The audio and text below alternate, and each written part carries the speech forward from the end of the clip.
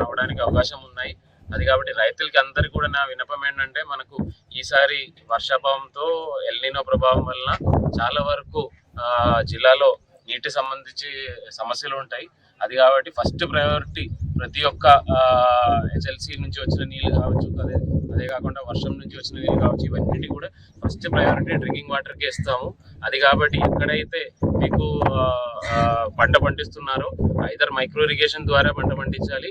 అదే కాకుండా అంటే ఎట్టి పరిస్థితిలో వరి అనేది తగ్గించాలని కోరుతున్నానండి. ఎందుకంటే వరి అలాంటివి పంటల ద్వారా మనకు చాలా ఎక్కువ నీళ్లు వాడాల్సిన అవసరం వస్తుంది. ఒకవేళ వరి ఆల్రెడీ వేసుకున్న వాళ్ళు ఉన్నట్లయితే దయచేసి ఆల్టర్నేట్ వెట్టింగ్ అండ్ డ్రైయింగ్ అని AWD టెక్నిక్ ఉంది. దాంతో వాటర్ యూసేజ్ చాలా వరకు సుమారుగా ఒక 40-50% వరకు తగ్గించడానికి అవకాశాలు ఉన్నాయి. అవి చేయాలని కోరుతున్నానండి. కొత్త వాళ్ళు ఎవరు కూడా దయచేసి వరి పంటలు అనంతపురం జిల్లాలో వేసుకోవద్దని కోరుతున్నాను. అదే కాకుండా వచ్చిన హెచ్ఎల్సి పరిధిలో ఒకవేళ మనకు డ్రింకింగ్ వాటర్ ద్వారా ఎప్పటి నుంచి అయితే మనకు అలొకేషన్ వస్తాయో అప్పటి నుంచి ఖచ్చితంగా రెవెన్యూ, పోలీస్ అండ్ ఇరిగేషన్ సిబ్బందులతో కలుపుకొని టాస్క్ ఫోర్స్ పెట్టడం జరుగుతున్నాయి. ఎందుకంటే ఆ టైంలో ఎట్టి పరిస్థితుల్లో ఎవరు కూడా దయచేసి కొత్తగా మోటార్లు పెట్టుకొని కెనాల్స్ నుంచి నీళ్లు తీసుకెళ్లడానికి అవకాశాలు లేవు.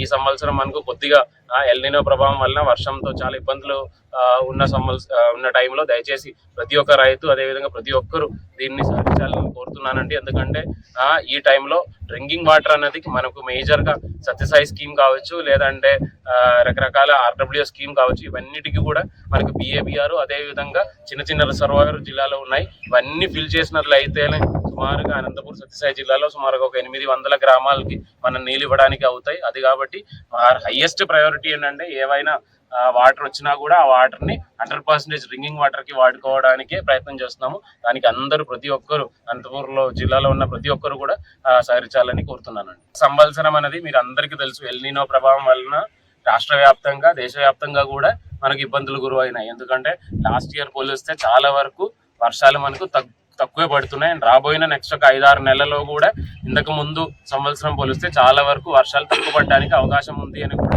IMD ఫోర్కాస్ట్ అవన్నీ ఉన్నాయి. సో అది కాబట్టి అంటే మరి ఇంత చెప్పిన తర్వాత కూడా మరి మీరు చెప్పిన విధంగా ముందుగా నేను వరి వేసుకుంటానంటే మనం తర్వాత చర్యలు తీసుకోవాల్సిన అవసరం వస్తుంది.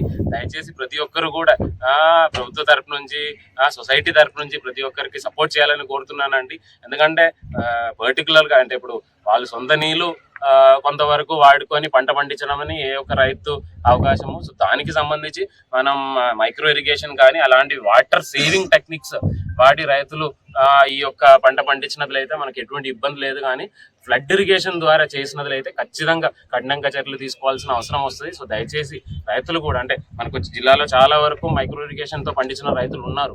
సో వాళ్ళందరికీ కూడా ఏంటంటే ఒక 100%లో ఒక 20% నీళ్ళతోనే పంట పండించడానికి అవుతుంది. కాబట్టి దయచేసి ప్రతి ఒక్క రైతు కూడా ఐదర్ మైక్రో ఇరిగేషన్కి వెళ్ళాలి, లేదంటే ఒకవేళ మీరు ఇప్పుడు ఫ్లడ్ ఇరిగేషన్ చేసినట్లయితే దానికి అదనంగా టెక్నిక్లు ఉన్నాయి, అవన్నీ టేకప్ చేయాలని కోరుతున్నానండి. ఇది ఇంత ఎఫర్ట్ పెట్టిన తర్వాత మనం అంతా అవేర్నెస్ పెట్టిన తర్వాత కూడా కొద్దిగా